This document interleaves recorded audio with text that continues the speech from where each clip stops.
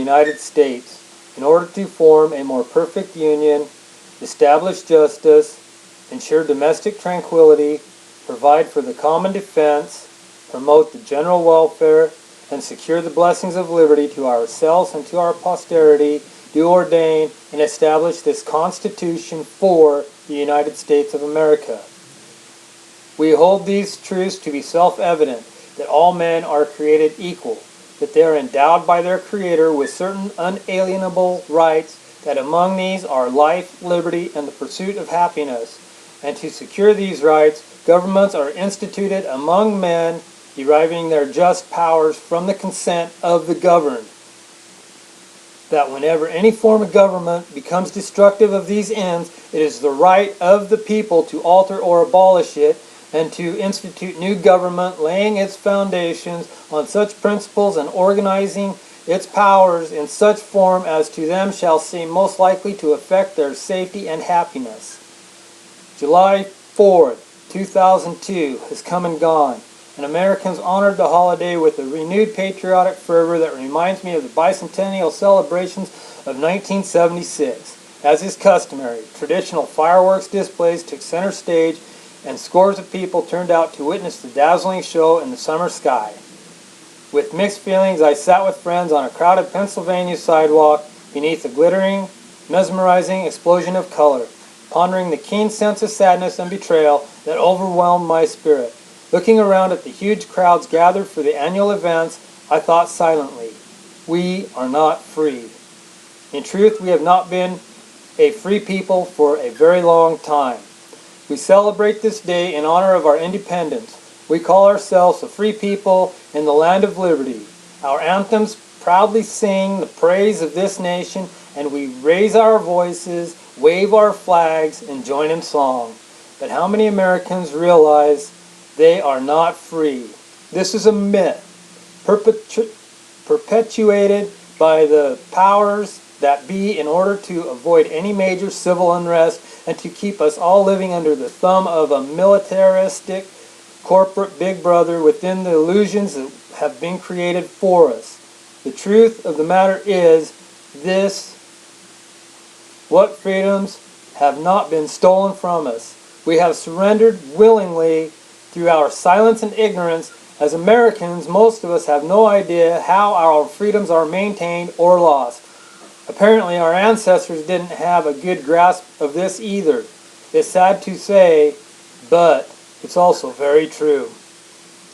Don't point to that beloved parchment, the Constitution, as a symbol of your enduring freedom. It is representative of a form of government which seemingly no longer exists in the country today. The Constitution has been thrown out the window, the Republic shoved aside and replaced with democracy. The thing is, most people in this country remain unaware that this is so because they simply do not know the truth. What lies beyond the myths, your so-called government is not going to tell you either. To even begin to understand what happened to the Republic, we must look backwards in time to a period following the Civil War. We must go back to the year 1871, which was the beginning of the decline of the Republic. When we examine what happened during this time in history, we begin to piece together this troubling, perplexing puzzle that is America. And then only should we answer as to whether we are indeed free or not. Let us roll back into the past for a moment. It is time we learned what they didn't teach us in school. This is far more interesting than what they did teach us. I think you'll stay awake for this lesson. The date is February 21st, 1871, and the 41st Congress is in session.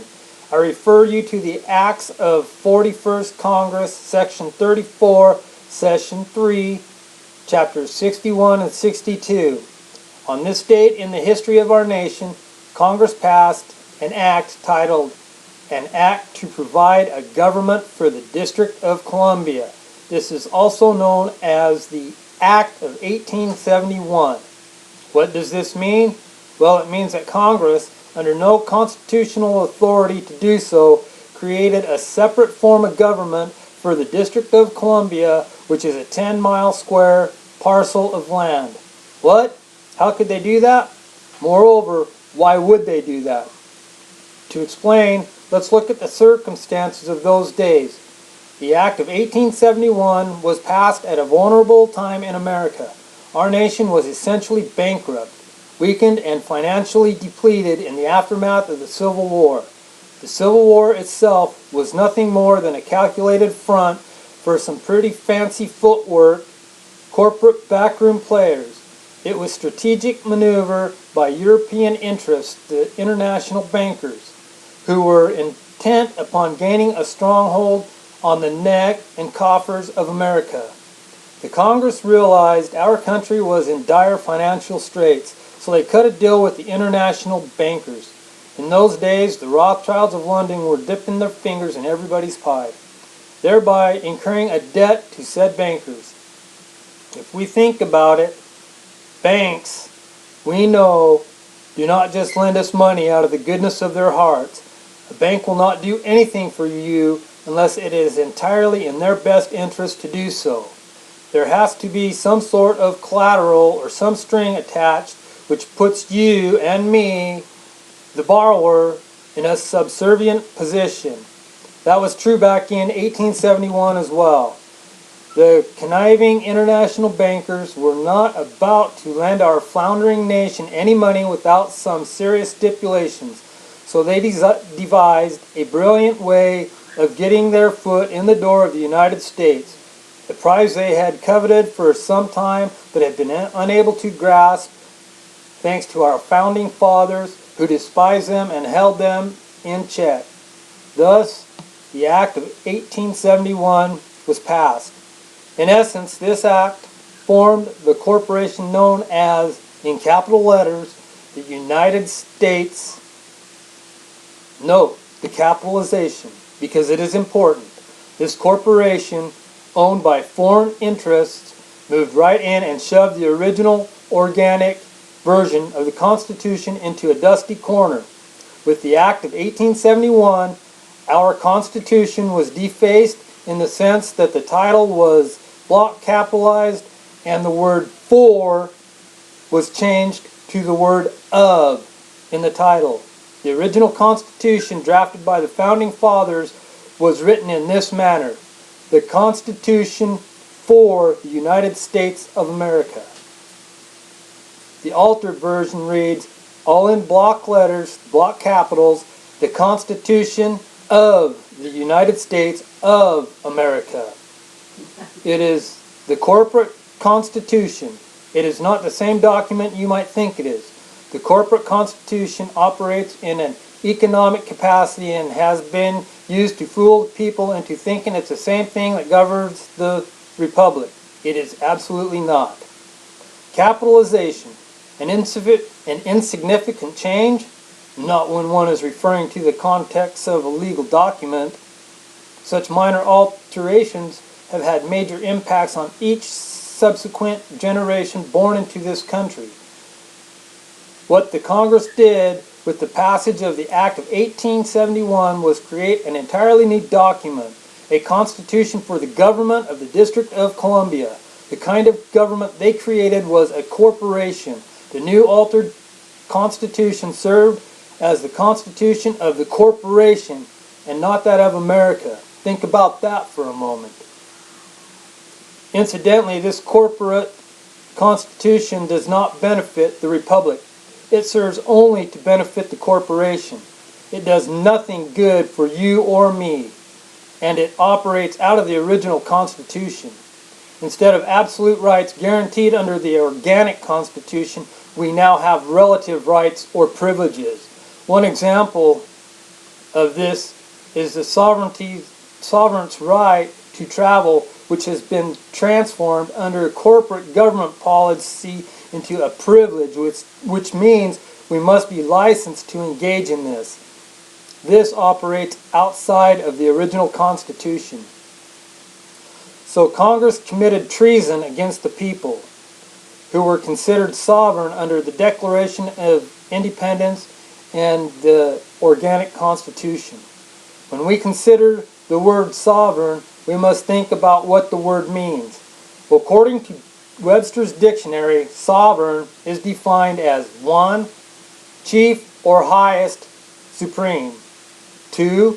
Supreme in power, superior in position to all others. 3. Independent of and unlimited by any other, possessing or entitled to original and independent authority or jurisdiction.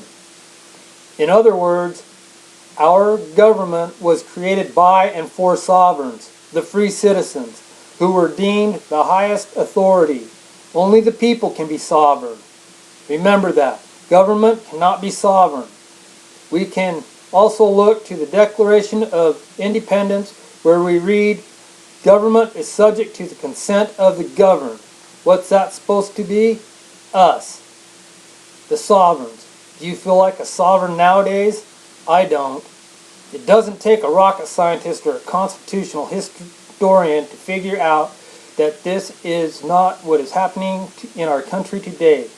Government in these times is not subject to the consent of the governed. Rather, the governed are subject to the whim and the greed of the corporation, which has stretched its tentacles beyond the 10-mile square parcel of land known as the District of Columbia, encroaching into every state of the Republic. Mind you, the corporation has no jurisdiction outside of the District of Columbia. They just want you to think it does. You see, you are presumed to know the law. This is ironic, because as people, we are taught basically nothing about law in school. We are made to memorize obscure factoids and paragraphs here and there, such as the preamble, and they gloss over the Bill of Rights. But we are not told about the law, nor do our corporate government schools delve into the Constitution in any great depths. After all, they were put into place to indoctrinate and thumb down the masses, not to teach us anything. We were not told that we were sold out to foreign interests and made beneficiaries of the debt incurred by Congress to the international bankers. For generations, American citizens have had the bulk of their earnings confiscated to pay on the massive debt that they, as a people, did not incur. There are many, many things the people have not been told. How do you feel about being the beneficiary of someone else's massive debt without your knowledge or consent? Are we going to keep going along with this? When you hear some individuals say that the Constitution is null and void, think about how our government has transformed over time from a municipal or service-oriented entity to a corporation or profit-oriented entity. We are living under the myth that this is lawful, but it is not. We are being ruled by a de facto or an unlawful form of government, the corporate body of the deathmongers, the controllers. With the passage of the 1871 Act, a series of subtle and overt deceptions were set in motion, all in conjunction and conclusion with Congress, who knowingly and deliberately sold the people down the river. Did they tell you this in government? In school? I doubt it. They were too busy drumming the fictional version of history into your brain and mine. By failing to disclose what they did to the American people, the people became ignorant of what was happening. Over time, the Republic took on the chin to a point of a knockdown. With the surrender of their gold in 1933, the people essentially surrendered their law. I don't suppose you were taught that in school either. That's because our real history is being hidden from us. This is the way Roman civil law works, and our form of governance today is based upon Roman civil law and admiralty maritime law, better known as the divine rights of kings and the law of the seas, respectively. This explains a lot. Roman civil law was fully established in the original colonies even before our nation began, and is also known as international law. The government, which was created for the District of Columbia by the Act of 1871, operates under private international law and not common law, which was the law of the constitutional republic. This is very important to note since it impacts all Americans in a concrete way. You must recognize that private international law is only applicable within the District of Columbia and not in the other states of the Union. The various arms of the corporations known as departments, such as the Judiciary, Justice, and Treasury. You recognize those names? Yes, you do. But they are not what you assume them to be. These departments all belong to the corporation known as the block capital letters United States. They do not belong to you and me under the corporate constitution. And it is various amendments that operate outside of the constitutional republic. I refer you to the United States Code. Note the capitalization indicating the corporation, Title 28, 3002, 15, A, B, and C. It is stated unequivocally that the United States is a corporation. Realize too that the corporation is not separate and distinct entity from the government. It is the government, your government. This is extremely important. I refer this as the corporate empire of the United States,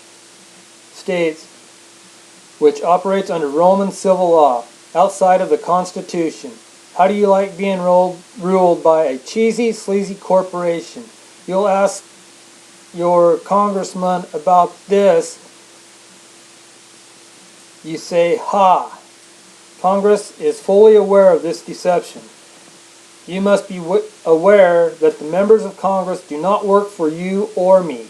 Rather, they work for the corporation known as the United States. Is this really any surprise to you?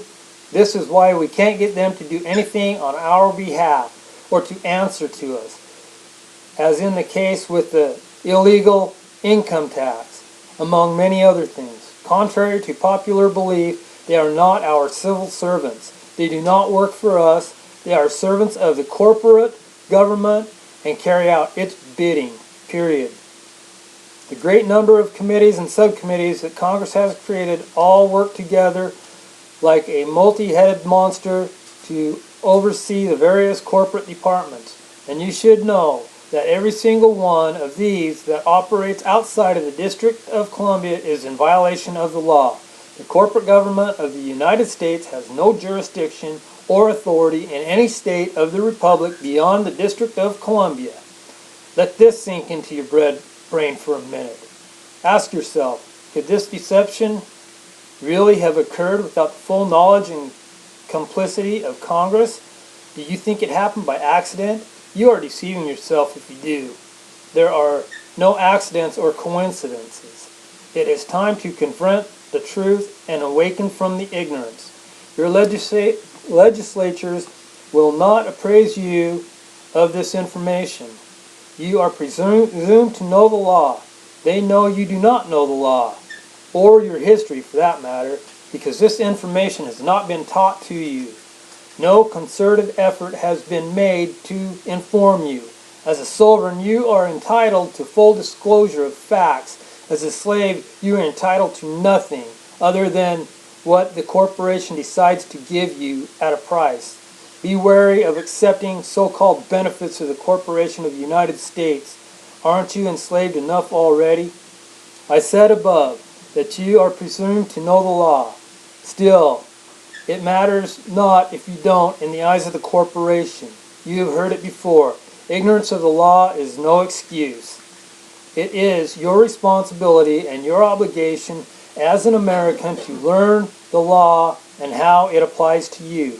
They count on the fact that most Americans are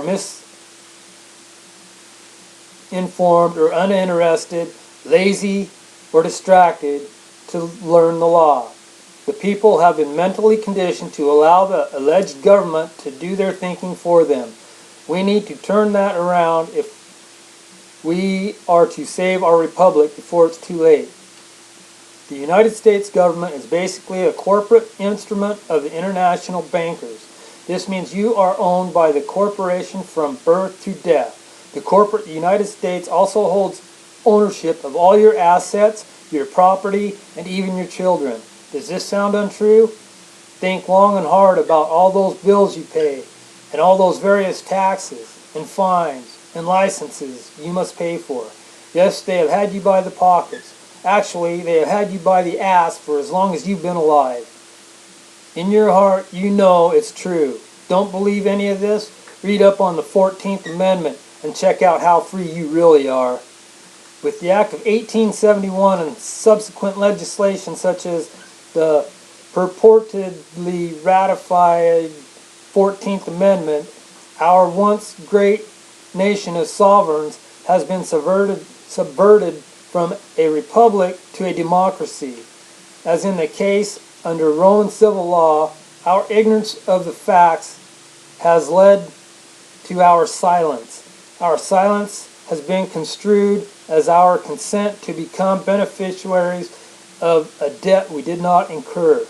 The sovereign people have been deceived for hundreds of years into thinking they remain free and independent when in actually we continue to be slaves and the servants of the corporation. Treason was committed against the people in 1871 by Congress. This could have been corrected through decades by some honest men, assuming there were any, but it was not, mainly due for the lust of money and power. Nothing new there. Are we to forgive and justify this crime against the people? You have lost more freedoms than you may realize due to corporate infiltration of the so-called government. We will lose more unless we turn away from the democracy that is the direct road to disaster and restore our constitutional republic. In an upcoming article, we will take a closer look at the purportedly ratified 14th Amendment and how we became property of the corporation and enslaved by our silence. I am saddened to think about the brave men and women who were killed in all the wars and conflicts instigated by the controllers. These courageous souls fought for the preservation of ideals they believed to be true, not for the likes of a corporation. Do you believe that any of these individuals who have been killed as a result of war would have willingly fought if they knew the full truth? Do you think one person would have laid down his life for a corporation? I think not. If the people had known long ago to what extent their trust had been betrayed, I wonder how long it would have taken for another revolution. What we need today is a revolution in thought. We need to change our thinking and change our world. Castillo, Mount, Georgia, Book Antique, Palantino, Time of New Roman Sheriff. Face equals Castillo, Mount Georgia, Book, Palantine. Will we ever restore the Republic? That is a question I cannot answer yet.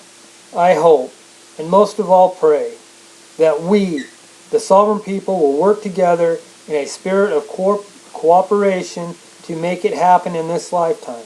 I know I will give it my best shot. Come what may, our children deserve their rightful legacy, the liberty of our ancestors fought so hard to give us. We remain silent, telling ourselves we're free and perpetuate the myth, or do we stand as one sovereign people and take back what has been stolen from the house of our republic? Something to think about. It's called freedom.